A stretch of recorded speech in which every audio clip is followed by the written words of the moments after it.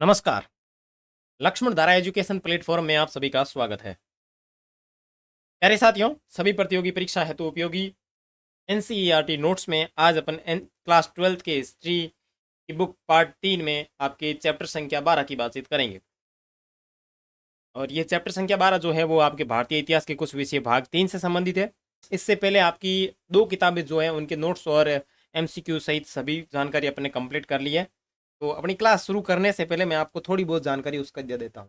कई बार ऐसे साथी होते हैं जो नए नए आ जाते हैं, जब सर्च करते हो आपके आगे क्लास आती है तो आप नए ही आप यहाँ पे आते हो तो आपको जानकारी नहीं होती है, तो थोड़ी बहुत उसकी चर्चा कर लेते हैं, उसके बाद अपन अपनी क्लास की शुरुआत करते हैं।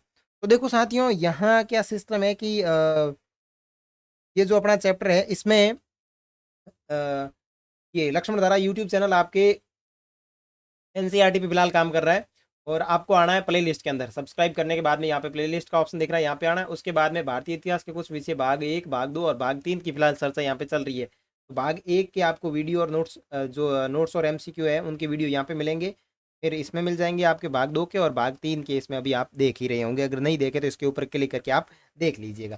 ठीक है। नोट्स के लिए आपके 2 तरीके, या तो प्रत्येक वीडियो कमेंट सेक्शन में उसकी लिंक दी होती है, उसके ऊपर क्लिक करके जाओ, या फिर आप डायरेक्ट गूगल पे सर्च करो लक्ष्मणधारा.com।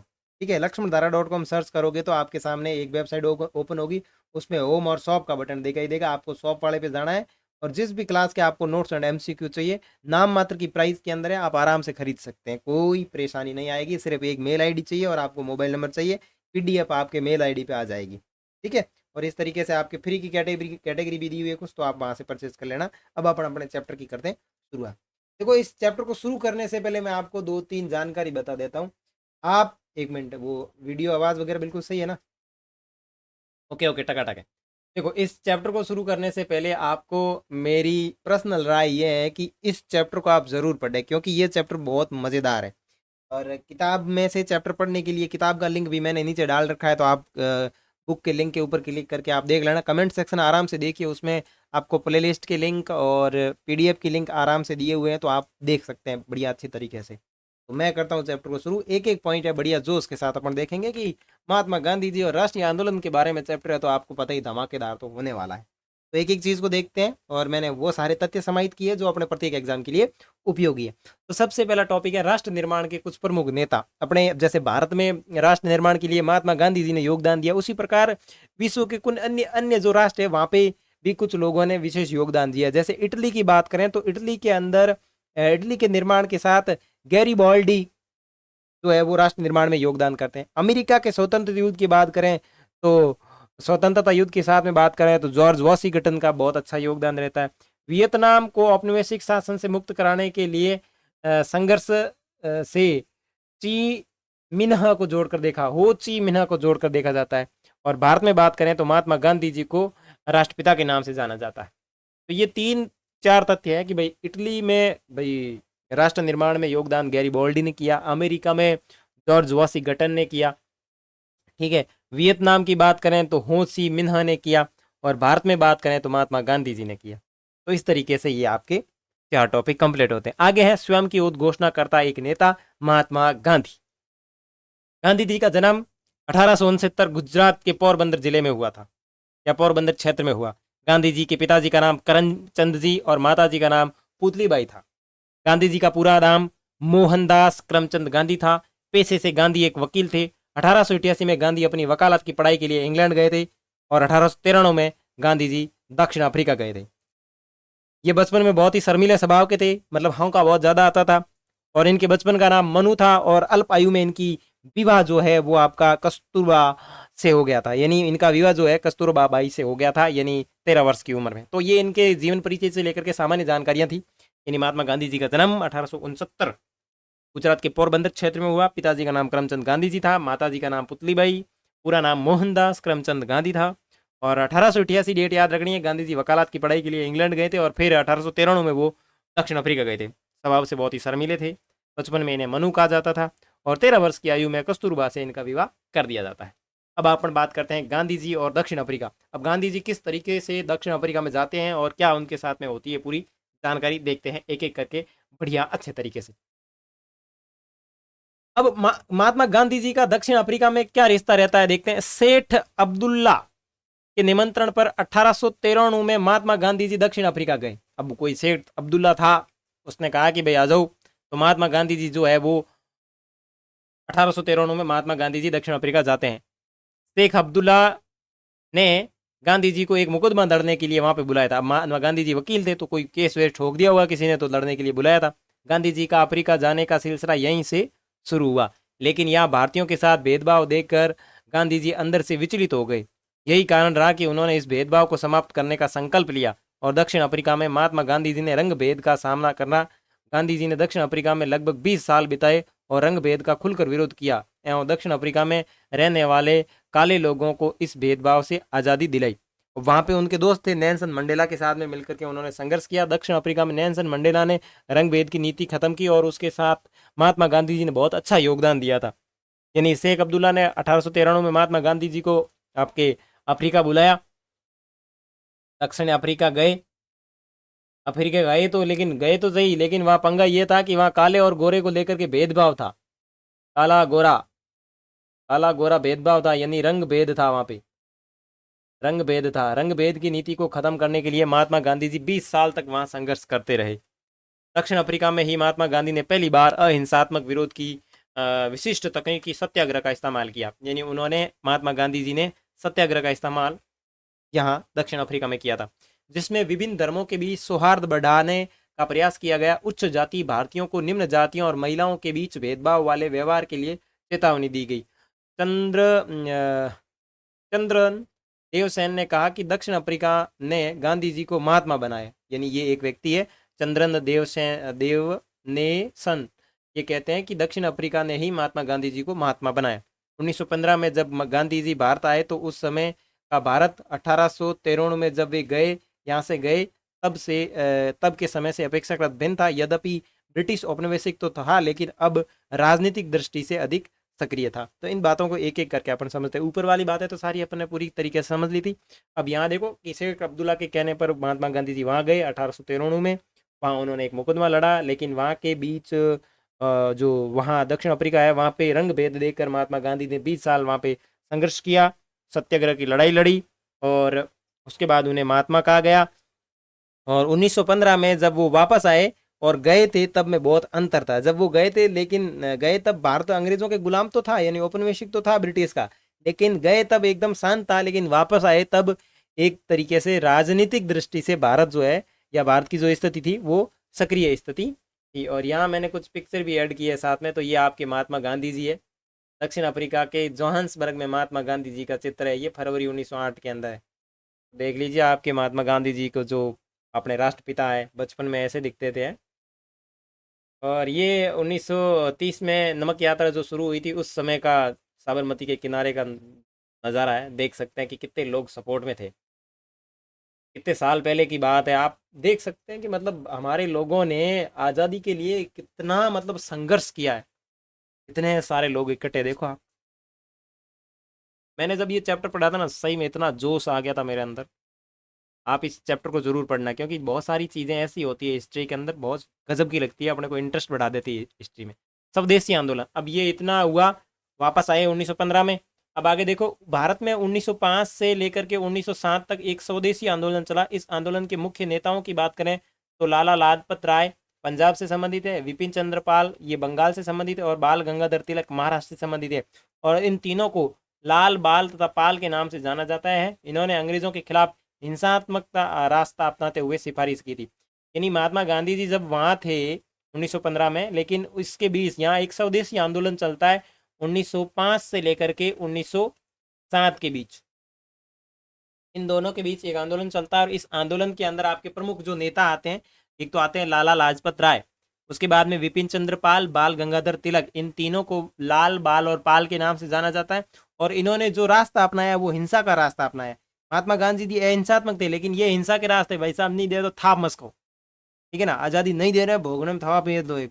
लेकिन महात्मा गांधी जी इनके बिल्कुल विपरीत, आराम से बात करने वाले व्यक्ति थे, ठीक है। और आपने अभी तक चैनल को सब्सक्राइब नहीं किया तो सब्सक्राइब के बटन पे क्लिक कर दें, क्योंकि अपन इसी तरीके से एनसीईआरटी पढ़ने वाले हैं।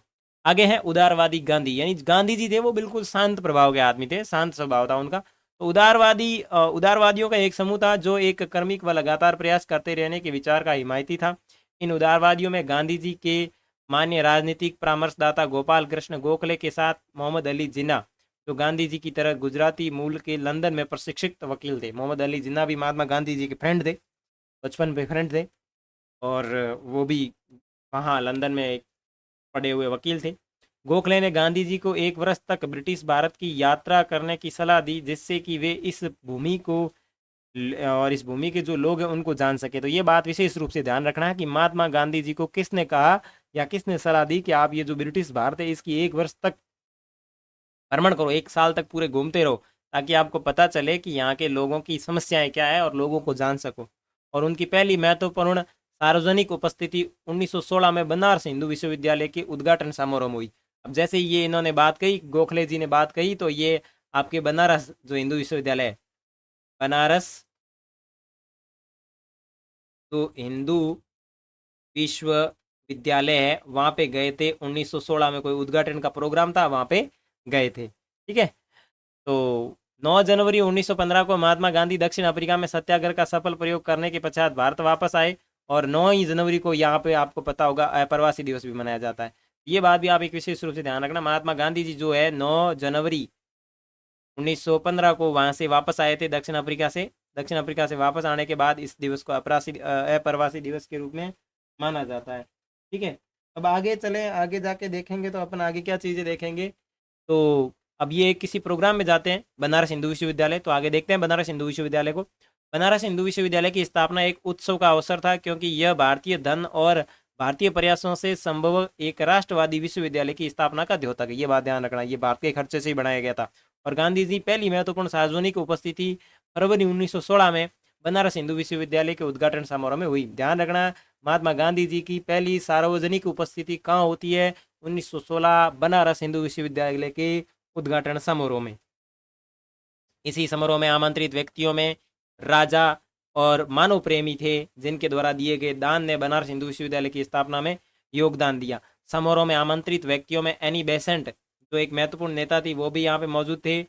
और वहाँ जब गांधी जी बोलने की बारी आई, गांधी जी के बोलने की बारी आई, तो उन्होंने मजदूर, गरीबों की और ध्यान न देने के कारण भारतीय विशिष्ट वर्ग को आड़े में लिया, यानी भारत का जो विशिष्ट वर्ग था उसको आड़े में लिया और गरीबों और मजदूरों का जिक्र किया। तो ये भाषण काफ़ी हाईलाइट हो गया। उन्होंने कहा, हमारे लिए स्वशासन का तब तक कोई अभिप्राय नहीं है जब तक हम किसानों से उनके श्रम का लगभग संपूर्ण लाभ स्वयं अथवा अन्य लोगों को ले जाने की अनुमति देते रहेंगे। हमारी मुक्ति केवल किसानों के माध्यम से ही हो सकती है, न कि वकील, न डॉक्टर, न जमींदार इसे सुरक्षित रख सकते हैं। दिसंबर 1916 में लखनऊ हुई वार्षिक अधिवेशन कांग्रेस ने बिहार में चंपारण से आए किसानों ने उन्हें वहां अंग्रेज नील उत्पादक द्वारा किसानों के प्रति किए जाने वाले कठोर व्यवहार के बारे में बताया। अब वो उधर हिंदू विश्वविद्यालय की स्थापना कर दी। आगे दिसंबर 1916 में लखनऊ एक में कोई वार्षिक अधिवेशन हुआ था, और वहाँ पे कोई व्यक्ति आया था, उन्होंने कहा कि आप बिहार चलो, चंपारण में जाओ, और वहाँ जो है अंग्रेज जबरदस्ती किसानों से नील का उत्पादन करवा रहे हैं और किसान बहुत ही परेशान है। तो महात्मा गांधी जी वहाँ से चलते हैं आगे, और क्या बातें होती है देखते हैं। असहयोग की शुरुआत और अंत। 1917 में गांधी जी ने बिहार जिले के चंपारण में किसानों की स्थिति को सुधारने के प्रयास किए। चंपारण के किसान नील की खेती किया करते थे। गांधी जी ने उनके पक्ष में अदालत में मुकदमा लड़ा और किसानों को मुआवजा दिलाया। 1918 में गांधी जी मुख्य रूप से गुजरात में 2 आंदोलन से जुड़े। पहला, अहमदाबाद के कपड़े की मिल में काम करने वाले कामगार का काम करने की बेहतर स्थिति के लिए आंदोलन कर रहे थे, और दूसरा है खेड़ा में किसान की फसल चौपट हो जाने के बावजूद भी अंग्रेज है वो उनसे कर की मांग कर रहे थे। यहाँ भी गांधी जी ने उनकी कर्ज माफी को लेकर भी आंदोलन लड़ा। तो आपको यहाँ पे एक एक डेट है वो बिल्कुल अच्छी तरीके से ध्यान रखनी है कि भाई 1900 शुरुआत से अगर बात करें तो आपके ये 1893 से आपने को डेट याद रखनी है। आप 1888 से जन्म से शुरू करें। 1869 में जन्म हुआ था। 1888 में महात्मा गांधी जी इंग्लैंड पढ़ाई करने गए थे, और 1893 में वो गए थे अफ्रीका। फिर आपके ये वापस आए थे 9 जनवरी को। 9 जनवरी को वापस आते हैं। 9 जनवरी 1915 को दक्षिण अफ्रीका से वापस आते हैं। तो यहाँ पे इनको आपकी डेट याद रखनी है अप्रवासी दिवस के रूप में। फिर 1916 में बनारस हिंदू विश्वविद्यालय की स्थापना करने चले जाते हैं। फिर वो बनारस हिंदू विश्वविद्यालय की स्थापना करने के बाद में 1917 में चंपारण में चले जाते हैं, चंपारण किसान आंदोलन। फिर 1918 के अंदर वो दो आंदोलन लड़ते हैं, एक तो अहमदाबाद मिल का और दूसरा जो है आपके खेड़ा किसान आंदोलन, जिनकी जिक्र अपना आगे कर लेंगे, ठीक है ना। तो अब देखते हैं चंपारण किसान आंदोलन। चंपारण किसान आंदोलन 1917। दक्षिण अफ्रीका में सफल सत्याग्रही आंधी ने 25 मई 1915 को कोचरव अहमदाबाद साबरमती आश्रम के किनारे सत्याग्रही आश्रम की स्थापना की। यहाँ पे डेट ध्यान रखना, 25 मई को 1915 को महात्मा गांधी जी ने सत्याग्रही आश्रम की स्थापना की थी, इसलिए उन्हें साबरमती के संत के नाम से भी जाना जाता है। इसी दौरान बाबू राजेंद्र प्रसाद, राजकुमार शुक्ल के आग्रह पर गांधी जी ने चंपारण बिहार की ओर कुछ किया, यानी ये व्यक्ति थे, उनके कहने पर वो उधर गए। महात्मा गांधी जी ने 1917 में सत्याग्रह का पहला बड़ा प्रयोग बिहार चंपारण में किया। ये बात ध्यान रखना, महात्मा गांधी जी ने भारत में सत्याग्रह का प्रयोग कहाँ पे किया, तो महात्मा गांधी जी ने भारत में सत्याग्रह का प्रयोग बिहार के चंपारण जिले में किया। चंपारण में किसानों को नील की खेती के लिए काम करने पर मजबूर किया जाता था। किसानों को अपनी जमीन का कम से कम 3:20 भाग पर नील की खेती करना तथा उनके मालिकों द्वारा तय दामों को उन्हें बेचना पड़ता था। इसी को 3 कठिया पद्धति कहा जाता है। यानी 3 कठिया पद्धति क्या होती थी, इसमें रैयत अपनी भूमि के 3 बीघा यानी 3 कट्टा प्रति बीघा नील के साथ खेती करने को बाध्य था, अर्थात उसकी जोत का 3/20 भाग यानी 1 बीघा बराबर 20 कट्टा। एक बिहार का ये लोकप्रिय जोत है, ये 1 एकड़ से भी कम है ना। इस तरीके से ये पद्धति थी, 3 कठिया पद्धति, और इसमें महात्मा गांधी जी गए और वहाँ के जो परेशान किसान थे चंपारण किसान आंदोलन के, उनके साथ में इन्होंने बातचीत की और वहाँ पे इन्होंने चंपारण आंदोलन चलाया। 1917 में महात्मा गांधी जी, बाबू राजेंद्र प्रसाद, मजरूल हक, जेबी कृपलानी और महादेव देसाई वहाँ पहुंचे और किसानों की हालात की विस्तृत जांच पड़ताल करने लगे। चंपारण आंदोलन में अग्रणी भूमिका निभाने के कारण सविनय अवज्ञा आंदोलन की पहली लड़ाई महात्मा गांधी जी ने जीत ली। खेत मालिकों के साथ हुए समझौते के तहत अवैधानिक तरीके से किसानों के लिए हुए धन का 25% उन्हें वापस करने की बात तय हुई और महात्मा गांधी का 1917 का अधिकांश समय जो है वो किसानों के साथ में बीता। तो कुल मिला के कहें कि महात्मा गांधी जी का पहला जो सत्याग्रह आंदोलन था या चंपारण आंदोलन था वो बिल्कुल थोड़ा सफल रहा। चंपारण आंदोलन में अग्रणी भूमिका निभाने के कारण महात्मा गांधी जी को 2 उपाधियां दी जाती है।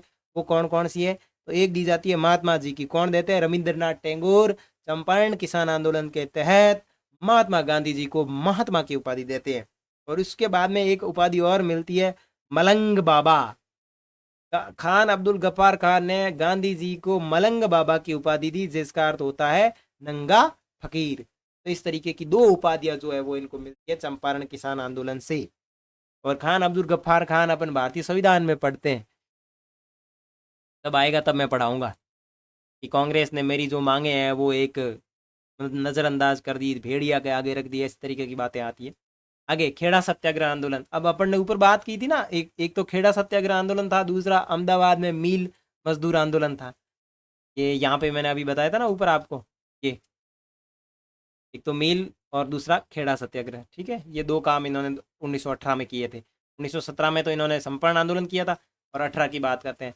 तो 1918 में महात्मा गांधी जी ने गुजरात के खेड़ा जिले के किसानों की फसल को चौपट हो जाने के कारण सरकार द्वारा लगान में छूट न दिए जाने के वजह से सरकार के विरुद्ध किसानों का साथ दिया। 22 मार्च 1918 को गांधी जी ने इस आंदोलन की भागदौड़ संभालते हुए ब्रिटिश सरकार को लगान माफ करने के लिए मजबूर किया। फसल खराब हो जाने और प्लेग की महामारी के कारण खेड़ा जिले के किसान लगान चुकाने की हालत में नहीं थे और इस आंदोलन को हार्डी मैन ने गांधी जी का प्रथम सफल सत्याग्रह कहा। ये जो एक व्यक्ति था, इसने कहा कि ये महात्मा गांधी जी का पहला सफल सत्याग्रह है, ठीक है। आगे अहमदाबाद मील वाला देखते हैं। तो अहमदाबाद मील में क्या था, ये भी 1918 का ही था। तो अहमदाबाद के मील मजदूरों व मालिकों के मध्य मार्च 1918 को प्लेग बोनस को लेकर विवाद उत्पन्न हो गया। अहमदाबाद में एक श्रम विवाद में हस्तक्षेप कर कपड़ों की मिलों को काम करने वालों के लिए कम काम करने की बेहतर स्थितियों की मांग थी। यानी काम तो कर रहे थे लेकिन उनकी स्थितियां बेहतर नहीं थी, मतलब बहुत बेहतर स्थितियां थी। और मजदूर 50% बोनस की मांग कर रहे थे, परंतु मालिक 20% बोनस दे रहे थे। मजदूर 50% बोनस मांग कर रहे थे, 20 दे रहे थे।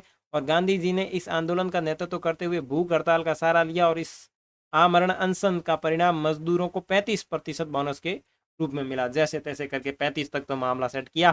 तो यहाँ ध्यान रखना आपने, महात्मा गांधी जी ने कितना खतरनाक प्रयास किया। देखो मतलब गांधी जी आदमी बहुत मस्त थे, इसलिए आज के जमाने में नोट के ऊपर है। जो व्यक्ति महात्मा गांधी जी की बुराई करते हैं ना, वो देख लेना आज आपकी जिंदगी चल रही है तो गांधी जी की वजह से चल रही है। जब तक जेब में गांधी नहीं है तब तक कुछ भी नहीं है, ठीक है ना।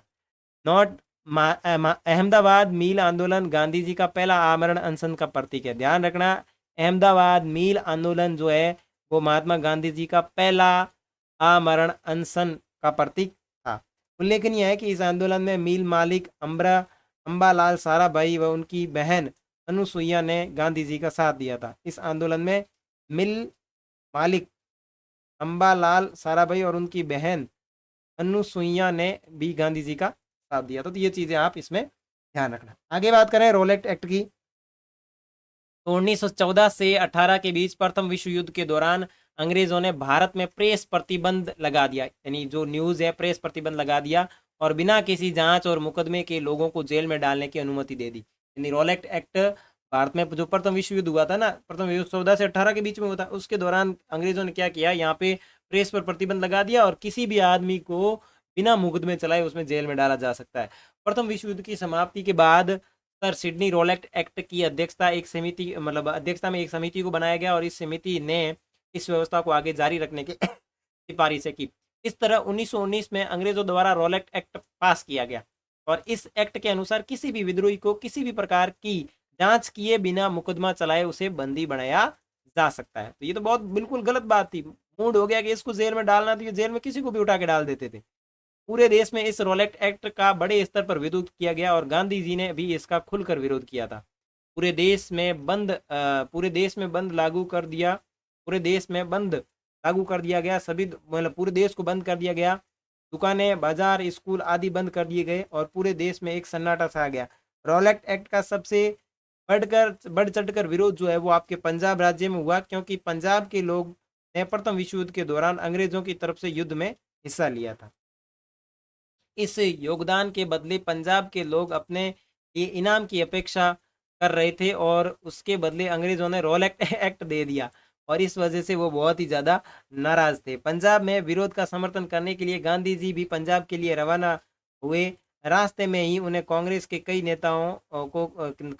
नेताओं के साथ गिरफ्तार कर लिया गया और मोतीलाल नेहरू ने अपने शब्दों में कहा, न अपील, न वकील और न दलील, सिर्फ गिरफ्तारी ही रोलेट एक्ट है। तो आपको यहाँ सिर्फ ये बात ध्यान रखनी है कि रोलेट एक्ट आखिर था क्या।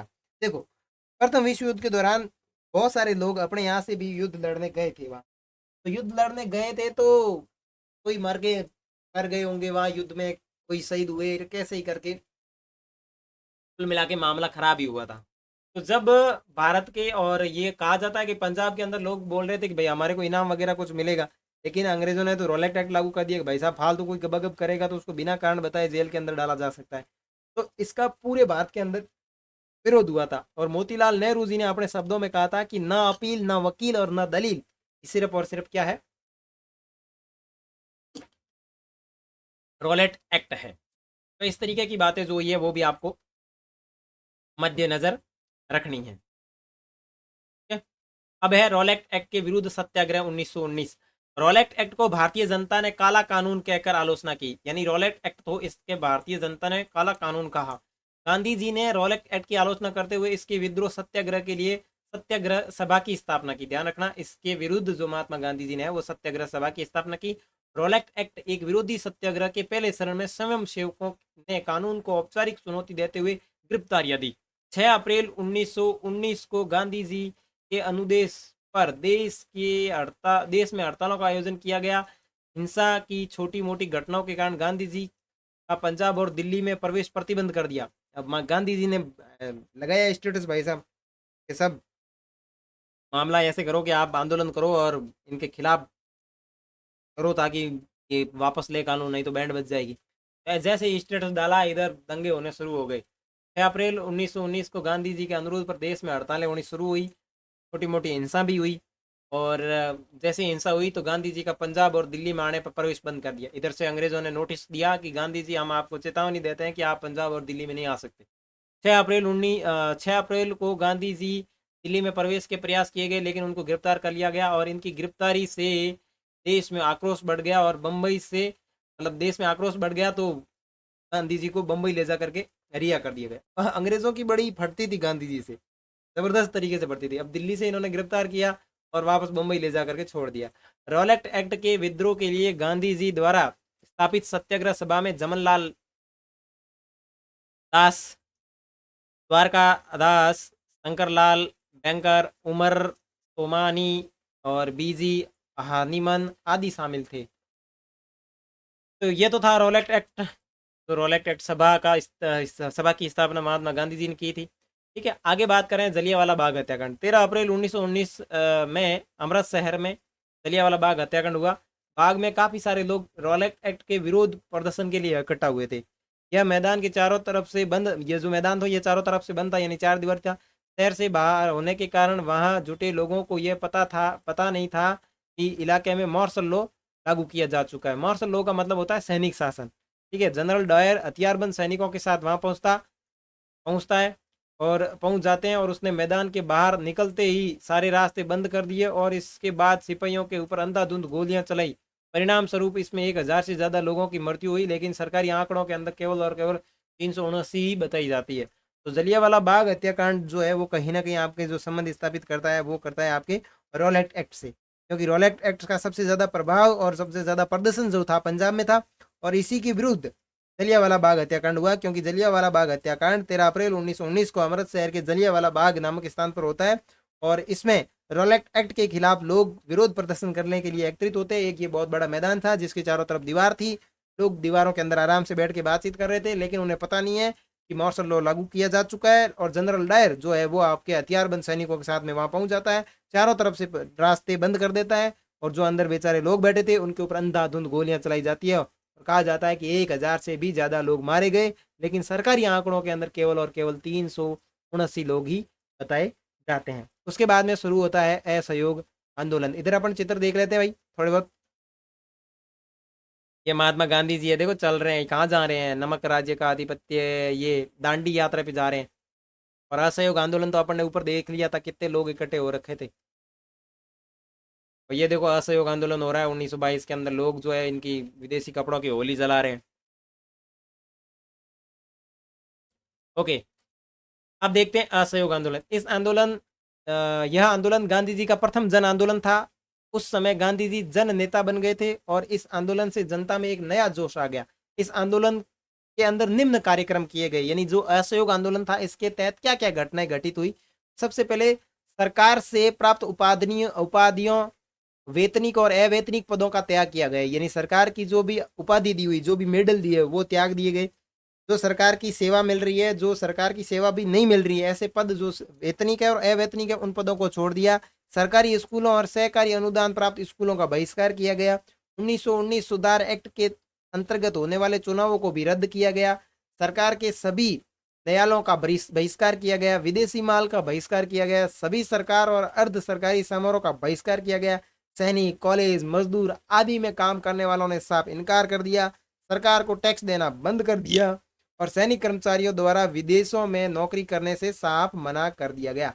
तो इतने सारे जो कारण है वो आपके जो कार्यक्रम थे जो असहयोग आंदोलन के साथ में जुड़े थे और इस तरीके की घटनाएं हुई थी। कार्यक्रम को आगे बढ़ाने के लिए गांधी जी द्वारा लोगों को जागृति और उत्साह को जगाया गया। उन्हें सदैव हिंसा के मार्ग पर डटे रहने के लिए, अहिंसा के मार्ग पर डटे रहने के लिए कहा गया। उनकी सलाह थी कि किसी भी कीमत पर आंदोलन जो है हिंसात्मक ना हो पाए। आंदोलन अति तीव्र गति से चल रहा था। स्कूल कॉलेज से हजारों छात्रों ने बहिष्कार किया। वकीलों ने बड़े स्तरों पर अदालतों का बहिष्कार किया। देश के जाने माने वकील जैसे CR दास, मोतीलाल नेहरू आदि ने वकालत करनी छोड़ दी। विदेशी कपड़ों की होली जलाई गई। चरखे खादी का खूब प्रचार हुआ। खादी राष्ट्रीय प्रतीक बन गया। शराब की दुकानों को धरना दिया गया। चुनाव का बहिष्कार किया गया। कोई भी कांग्रेसी चुनाव में खड़ा नहीं हुआ। असहयोग आंदोलन देश का पहला विशाल जन आंदोलन था जिसमें सभी प्रांत, वर्ग तथा जाति के लोगों ने भाग लिया। वेरी वेरी इंपॉर्टेंट, भारत का पहला विशाल जन आंदोलन असहयोग आंदोलन था। विद्यार्थियों ने सरकार द्वारा चलाए जा रहे स्कूलों और कॉलेजों में जाना छोड़ दिया। वकीलों ने अदालत जाने से मना कर दिया था और कस्बे और नगरों में श्रमिक वर्ग जो था हड़तालों पे बैठ गया। सरकारी आंकड़ों के मुताबिक 1921 में 396 हड़तालें हुई थी, जिनमें से 6 लाख श्रमिक शामिल थे और इससे 70 लाख कार्य दिवसों का नुकसान हुआ था। ध्यान रखना, इतनी हड़तालें हुई थी। 396 हड़तालें कितनी होती है? 6 लाख लोग इसमें शामिल थे और 70 लाख कार्य दिवसों का नुकसान हुआ था। इधर देख लो आप चित्र, ये होली जलाने का। उसके बाद में आगे बढ़े। महात्मा गांधी के अमेरिकी जीवन लेखक लुई फीसर ने लिखा था कि असहयोग भारत और गांधी जी के जीवन के युग का ही नाम हो गया। असहयोग शांति की दृष्टि से नकारात्मक किंतु प्रभाव की दृष्टि से बहुत सकारात्मक था। इसके लिए प्रतिवाद, परित्याग और स्व अनुशासन आवश्यक थे। यह स्वशासन के लिए एक प्रशिक्षण था। ये इनके दोस्त ने जो है बात लिखी है, अपनी किताब में लिखी होगी शायद, कि असहयोग भारत और गांधी जी के जीवन का एक ही बहुत बड़े युग का नाम है। असहयोग शांति की दृष्टि से तो नकारात्मक था क्योंकि अशांति फैल गई थी, लेकिन प्रभाव की दृष्टि से बहुत ही सकारात्मक था। इसके लिए प्रतिवाद, परित्याग, स्व अनुशासन आवश्यक थे और यह स्व शासन के लिए एक प्रशिक्षण था। ये जो आपका असहयोग आंदोलन हुआ था, उसके बाद में चोरा चोरी एक आंदोलन भी हो जाता है। फरवरी 1922 में संयुक्त प्रांत में चोरा छोरी छोरा के एक पुलिस स्टेशन में किसानों का एक समूह ने आग लगा दी। छोरा छोरी कोई लड़का लड़की नहीं है, ये एक पुलिस स्टेशन है और यहाँ पे किसान घुस जाते हैं और इन्होंने आग लगा दी और ये इस आग की वजह से कई पुलिस वालों की जान चली गई।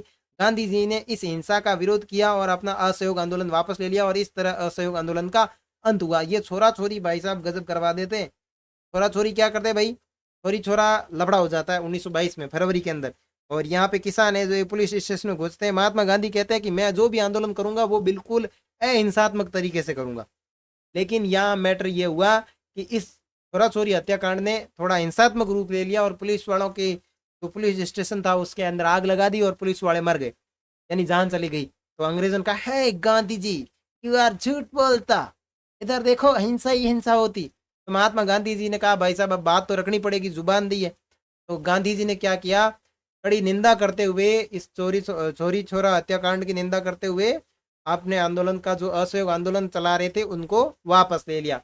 असहयोग आंदोलन के बाद में क्या चीजें हुई, तो असहयोग आंदोलन समाप्त होने के बाद कई वर्षों तक गांधी जी जो है वो राजनीति से दूर रहे। गांधी जी के फालतू डप्पा ले मतलब गई को उन्होंने अपने समाज सुधार के कार्यों पर ध्यान दिया। उन्होंने अपना ध्यान समाज में स्थित कुरीतियों को खत्म करने, समाज को शक्त बनाने पर केंद्रित किया और छुआछूत व अमीर गरीब के भेदभाव को मिटाने के लिए प्रयास किया। ये लोगों को शक्त बनाने के लिए घर में बुने कपड़े को पहनने के लिए प्रेरित किया और उन्होंने चरखे का बढ़ चढ़ करके मतलब प्रचार किया था। असहयोग आंदोलन के दौरान भारतीयों को जेल में डाल दिया गया। स्वयं गांधी जी मार्च 1922 में राजद्रोह के आरोप में गिरफ्तार कर लिए गए और उन पर जांच की गई और जांच की कार्यवाही की अध्यक्षता करने वाले जज जस्टिस श्री एन ब्रूमफील्ड ने उन्हें सजा सुनाते समय एक महत्वपूर्ण भाषण दिया था। जज ने टिप्पणी की थी कि इस तथ्य को नकारना असंभव होगा कि मैंने आज तक जिनकी जांच की है अथवा करूंगा आप उनसे भिन्न श्रेणी के हैं। इस तथ्य को नकारना असंभव होगा कि आपके लाखों देशवासियों की दृष्टि में आप एक महान देशभक्त और नेता हैं। यहां तक कि राजनीति में जो लोग आपसे भिन्न मत रखते हैं वे भी आपके उच्च आदर्श और पवित्र जीवन जीने वाले व्यक्ति के रूप में देखते हैं। क्योंकि गांधी जी ने कानून की अवहेलना की थी, अतः उस न्यायपीठ के लिए गांधी जी को 6 वर्ष की जेल की सजा सुनाया जाना आवश्यक था। लेकिन जज ब्रूमफील्ड ने कहा यदि भारत में घट रही घटनाओं की वजह से सरकार के लिए सजा के इन वर्षों में कमी और आपको मुक्त करना संभव हुआ तो मेरे लिए इससे ज्यादा खुशी की कोई बात नहीं होगी। क्या गजब की बात कही। आप एक बार मन में यूं पढ़ के देखना, आपका अंतरात्मा हिल जाएगी। गांधी जी एक जन नेता के रूप में चीजें अच्छी लग रही है तो सब्सक्राइब कर लेना लक्ष्मण धारा को। नोट्स की पीडीएफ आपको मिल जाएगी जैसे ही अपने चैप्टर पूरे कंप्लीट होंगे। उससे पहले भारत इतिहास के कुछ विषय भाग और 2 के नोट्स आपको दिए हुए, आप वहां पे जाइए और डाउनलोड करके पढ़िए। ठीक है, चलो आगे देखते हैं कि गांधी जी एक जन नेता के रूप में कैसे उभरे। भारत में गांधी जी एक जन नेता, ये कहीं जान हो गया तो आप देख लेना, महात्मा गांधी वैसे जान ही थे सबके। जननेता के रूप में उभरे। उन्होंने अपने आंदोलन में केवल अमीर वर्ग को ही शामिल नहीं किया, बल्कि उन्होंने गरीब वर्ग जैसे किसान, श्रमिकों, कारीगरों को भी बराबर हिस्सेदारी दी। गांधी जी को यह पता था कि देश में अमीरों की संख्या केवल मुट्ठी भर है, इतने से अमीर लोगों के साथ अंग्रेजी शासन को हिला पाना बहुत मुश्किल है। इसलिए उन्होंने देश के सभी लोगों को आंदोलन में शामिल किया ताकि वह अंग्रेजों के शासन को जड़ से खत्म कर सके। गांधी जी के प्रयासों के कारण हजारों की संख्या में किसान, श्रमिक, कारीगर आंदोलन में शामिल हुए। सभी आंदोलनकारियों ने गांधी जी को सम्मान पूर्वक महात्मा गांधी जी ने भारत के सामान्य लोग जैसी वेशभूषा अपनाई ताकि वह खुद को सामान्य लोगों से जोड़कर रख सके। देखो बंदे की सोच देखो आप, एक तरफ देश के अन्य नेता सूट बूट पहन के घूमते थे, वहीं गांधी जी एक साधारण सी धोती पहना करते थे।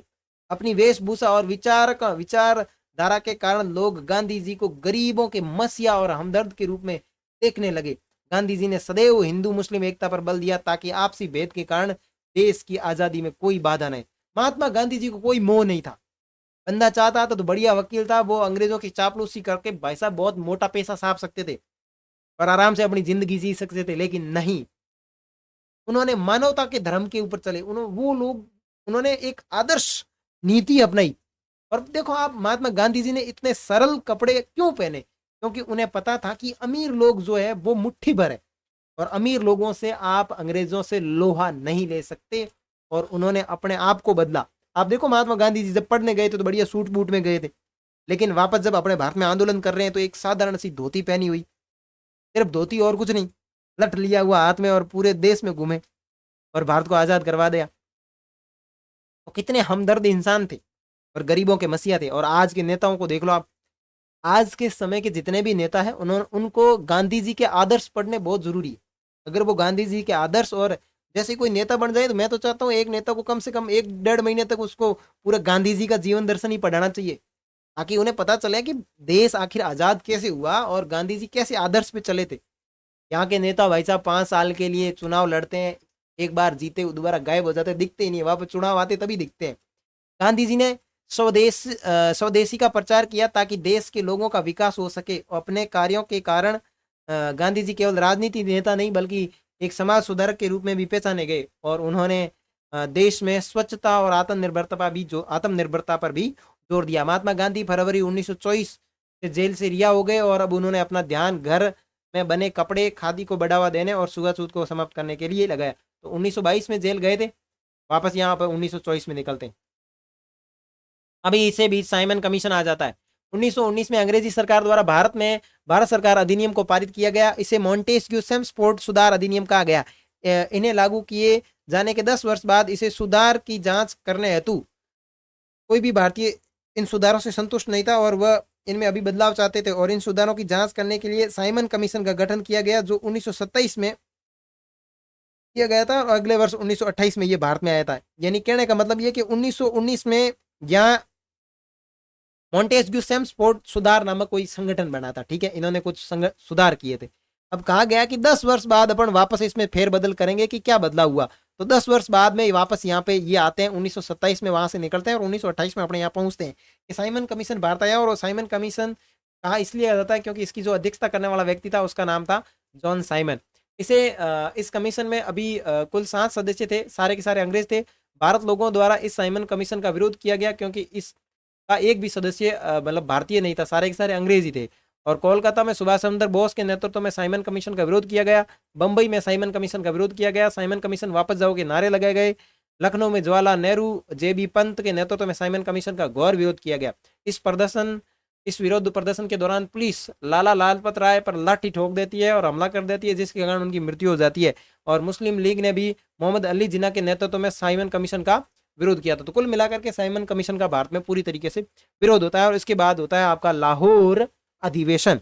सन 1929 में अंग्रेजों का कांग्रेस का लाहौर अधिवेशन हुआ और इस अधिवेशन के अंदर मुख्य फैसले लिए गए। लाहौर अधिवेशन के दौरान जवाहरलाल नेहरू को कांग्रेस का अध्यक्ष बनाया गया। इसी अधिवेशन में पहली बार पूर्ण स्वराज यानी पूरी आजादी की मांग की गई। और पूर्ण स्वराज की मांग के बाद 26 जनवरी 1930 को देश के अलग अलग स्थानों पर राष्ट्रीय ध्वज फहराया गया और देशभक्ति के गीत गाए गए और स्वतंत्रता दिवस मनाया गया। तो लाहौर अधिवेशन आपके लिए इंपॉर्टेंट है क्योंकि ये 1929 में कांग्रेस का लाहौर अधिवेशन था। इसके अंदर मुख्य फैसले में सबसे पहले पंडित जवाहरलाल नेहरू को कांग्रेस का अध्यक्ष चुना गया। दूसरा मुख्य फैसला देखें तो इस दिन पूर्ण स्वराज की मांग की गई। और तीसरा देखें तो 26 जनवरी 1930 को देश में अलग अलग स्थानों पर राष्ट्रीय ध्वज फहराया गया और इसी दिन को स्वतंत्रता दिवस कहा गया। यहीं से भारतीयों ने पूर्ण स्वराज्य की मांग की और इसी दौरान अंग्रेज द्वारा एक कानून बनाया गया जिसके अंतर्गत देश में कोई भी व्यक्ति नमक का उत्पादन नहीं करता। अब ये इधर अपन लोगों ने शुरुआत की भाई साहब पूर्ण स्वराज की, यहाँ पे अंग्रेजों ने एक नया कानून लागू कर दिया। अंग्रेजों ने कहा देख भारत में कोई भी नमक नहीं बनाएगा, नमक सिर्फ हम बनाएंगे। ये लो, इसके अंतर्गत उन्होंने एक कानून बना दिया कि भारत में कोई भी नमक नहीं बना सकता, नमक का उत्पादन केवल और केवल अंग्रेज अधिकारी ही करेंगे। लोगों को नमक का उत्पादन करने से रोककर अंग्रेजों ने स्वयं बाजार में नमक बेचना शुरू किया, वो भी ऊंची कीमतों पर। अब आपको पता है कि लूण तो भाई साहब बहुत जरूरी है, हर क्षेत्र में अपने को लूण चाहिए, नमक चाहिए। भाई आटा गूंद रहे हो तो नमक की जरूरत पड़ती है, सब्जी बना रहे हो तो नमक की जरूरत पड़ती है, बिना नमक के तो सब्जी का टेस्ट भी गया। अंग्रेजों ने ऐसा कुछ नहीं भाई साहब, भारत को लूटने के लिए लास्ट उपाय यही है कि नमक के भाव बढ़ा दो। तो नमक के भाव बढ़ाए उन्होंने। तो गांधी जी ने इस नियम के खिलाफ, मतलब गांधी जी जो थे वो इस नियम के खिलाफ थे, उन्होंने इसका विरोध करने के लिए सत्याग्रह की शुरुआत की, घोषणा की। कहा कि नमक हर व्यक्ति की रोजमर्रा की जरूरत है, ऐसे में इसे ऊंचे दामों पर बेचकर सरकार लोगों के साथ में अत्याचार कर रही है। और यहीं से गांधी जी ने सविनय अवज्ञा आंदोलन की शुरुआत की और इसी आंदोलन के दौरान गांधी जी ने 12 मार्च 1930 को साबरमती में स्थित अपने आश्रम में समुद्र की ओर चलना प्रारंभ किया। आश्रम से ये समुद्र की ओर रवाना होते हैं। यानी डेट कौन सी है, 12 मार्च 1930 को गांधी जी जो है वो निकलते हैं कि भाई साहब ये अंग्रेजों ने लूण बनाने का जो गलत काम किया है ना कि भाई साहब हम उत्पादन नहीं कर सकते, ये गलत है।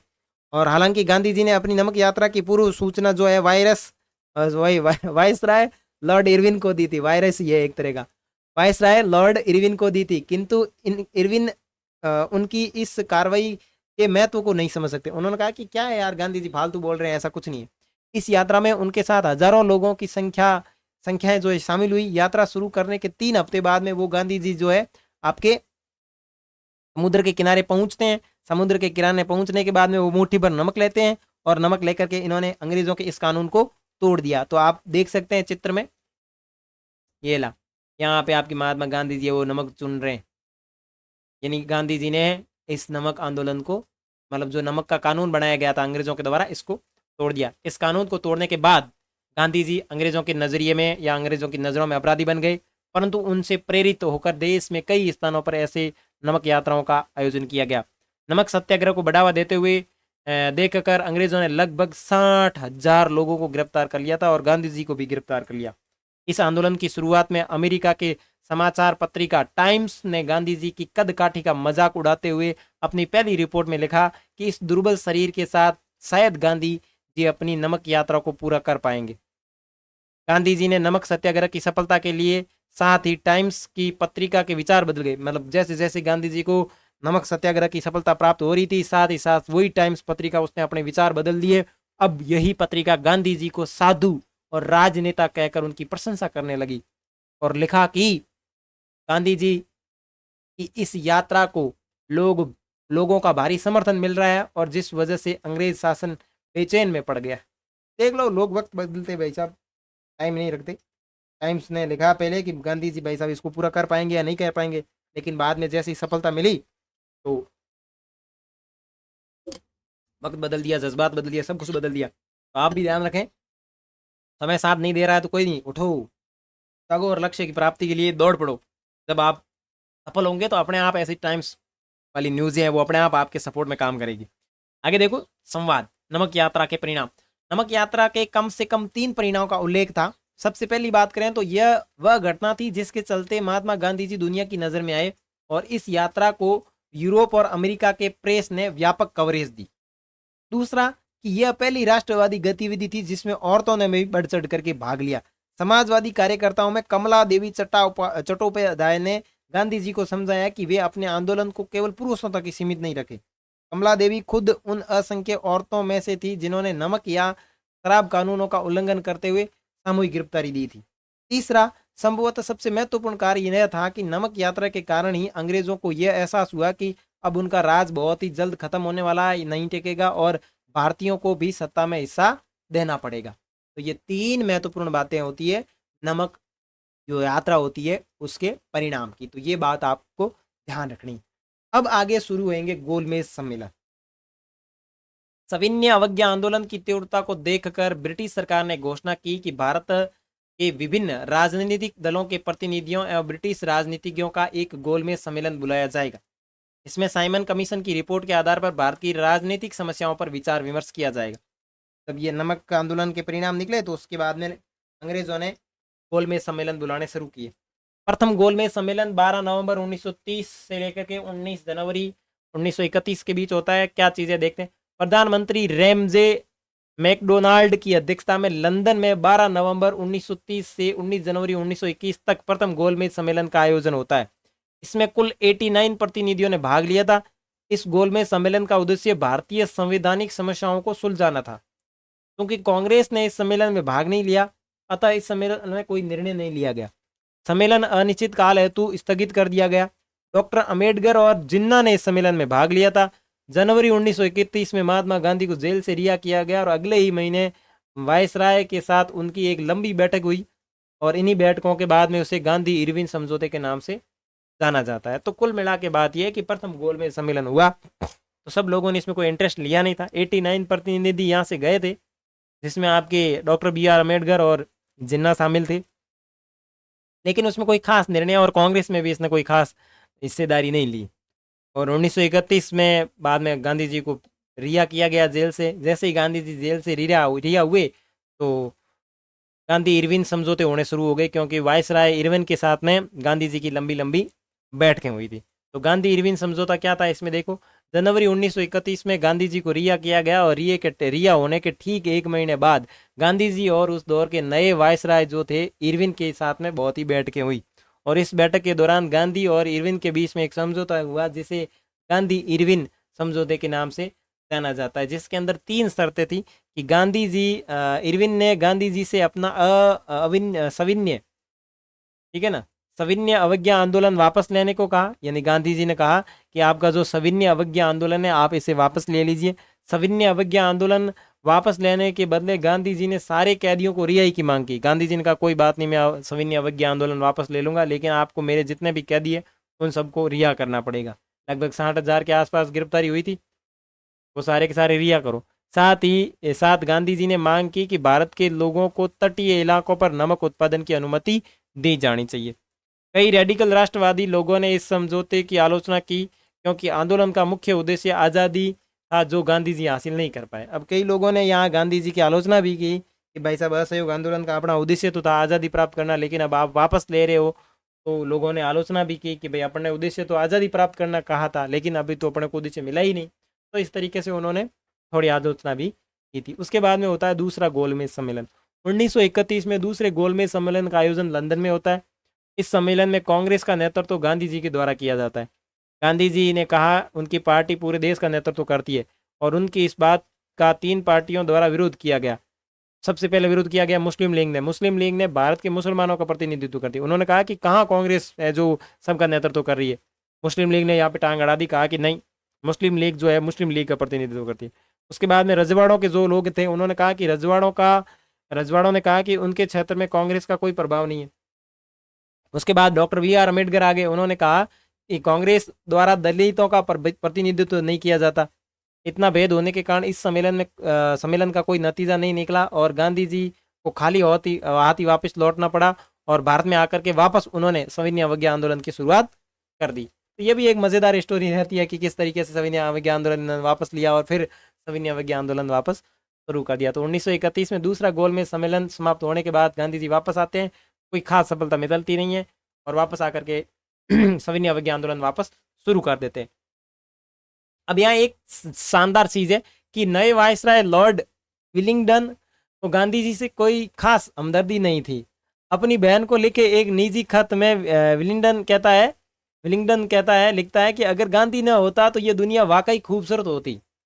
वह जो भी कदम उठाता है उसे ईश्वर की प्रेरणा का परिणाम कहता है, लेकिन असल में उसके पीछे एक गहरी राजनीति साल होती है। देखता हूं कि अमेरिकी प्रेस उसको गजब का आदमी बताती है, लेकिन सच ये है कि हम नियाकत, अव्यवहारिक, रहस्यवादी और अंधविश्वासी जनता के बीच रह रहे हैं जो कि गांधी जी को भगवान मान बैठी है। ये डफोड़ आदमी क्या लिख रहा है गांधी जी के बारे में।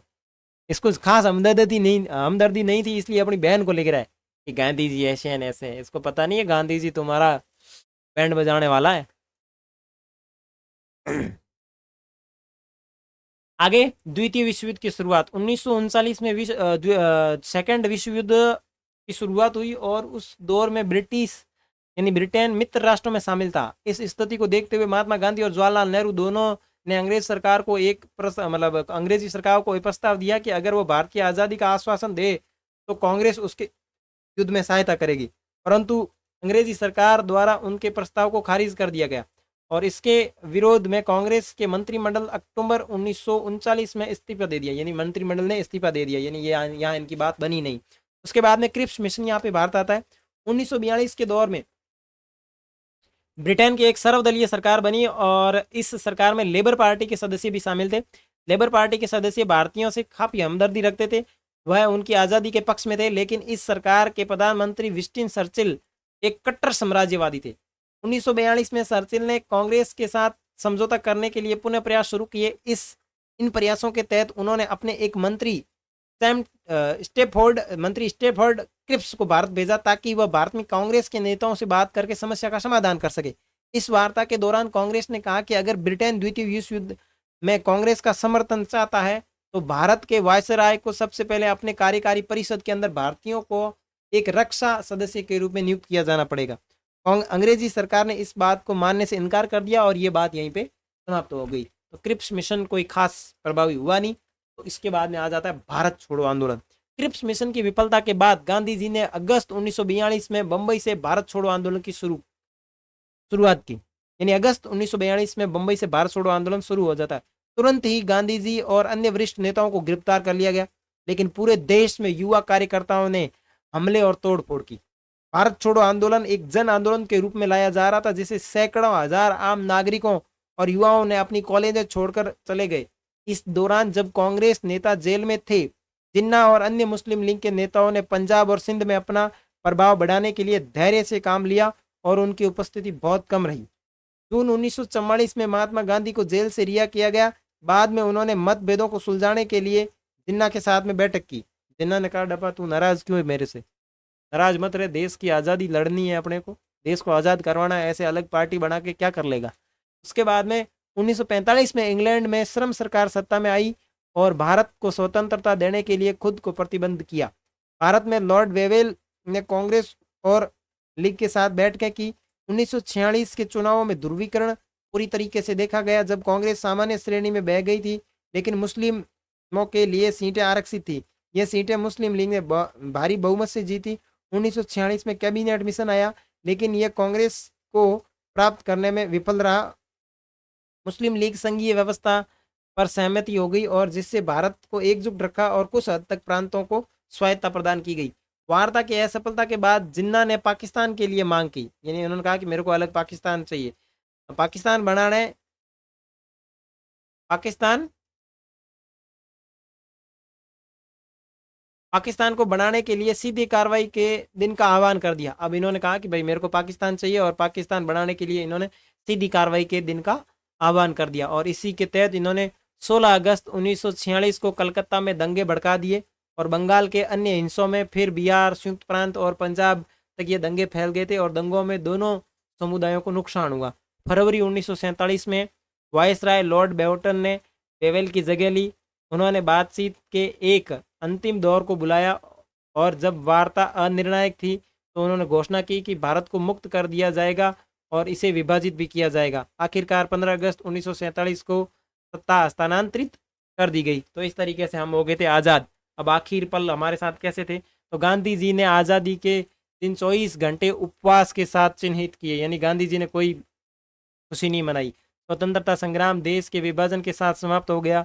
हिंदू और मुसलमान एक दूसरे का जीवन चाह रहे थे, यानी एक दूसरे के मारने के ऊपर तुले हुए थे। सितंबर और अक्टूबर के महीने में गांधी जी अस्पतालों और शरणार्थियों के शिविर में घूम रहे थे, लोगों को सांत्वना दे रहे थे। उन्होंने सिखों, हिंदुओं, मुसलमानों को अतीत को भुला करके मित्रता का सहयोग और शांति का हाथ बढ़ाने की अपील की थी। सबसे कहा था कि हम शांत रहें, हम लोग आपस में शांत रह के बातचीत करें तो ही फायदा है।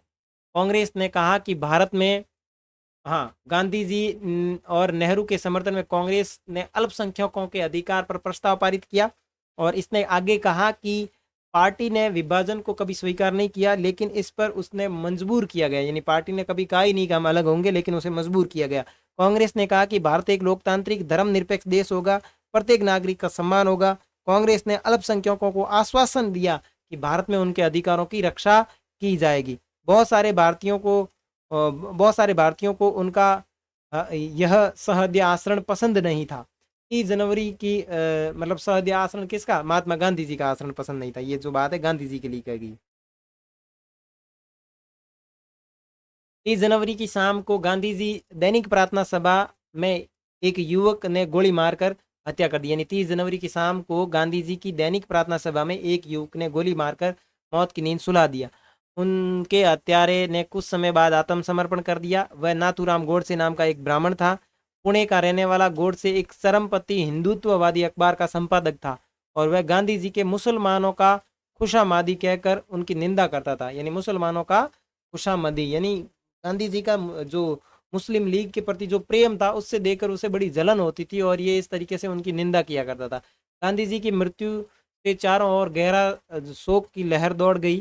भारत भर के राजनीतिक फलक पर उन्होंने भावभरी श्रद्धांजलि दी। जॉर्ज ऑवरवेल और अल्बर्ट आइंस्टीन जैसे विख्यात गैर भारतीयों ने भी उनकी मृत्यु पर हृदय स्पर्शी शब्दों में शोक संदेश भेजे। एक जमाने में उसकी कद काठी और कथित रूप से बेतुके विचारों के लिए गांधी जी का उपहास करने वाली टाइम्स पत्रिका ने उनके बलिदान की तुलना अब्राहम लिंकन के बलिदान से की।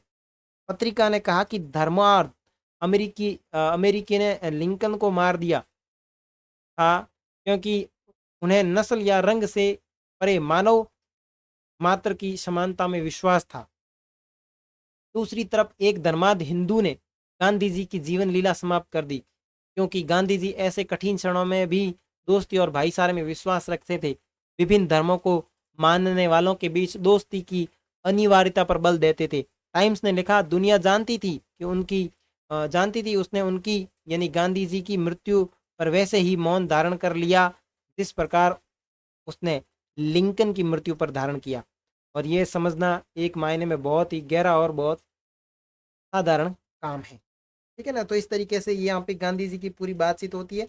और उसके बाद गांधी जी को समझना, तो आत्मकथाएं गांधी जी के बारे में अपने को जानकारी देती है। उसके बाद में विभिन्न समाचार पत्र हैं, उनसे भी हमारे को गांधी जी की जानकारी मिलती है। निजी लेखन है, उनसे भी गांधी जी की जानकारी मिलती है। भाषण है, वहीं से भी गांधी जी को समझा जा सकता है। और सरकारी रिकॉर्ड्स हैं, उन पे भी अपने को समझा जाता है। कहा जाता है कि ईस्ट इंडिया कंपनी के द्वारा गांधी जी के हर एक कदम पर नज़र रखी जाती है ना। इस तरीके से ये पूरी जानकारी थी।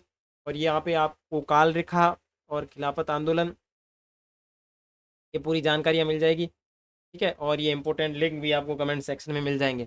मिलेंगे इस चैप्टर के जो MCQ प्रश्न है उनके साथ में। तब तक के लिए बाय बाय। अगर चैनल के ऊपर नए हैं तो इसको सब्सक्राइब आप कर लेना।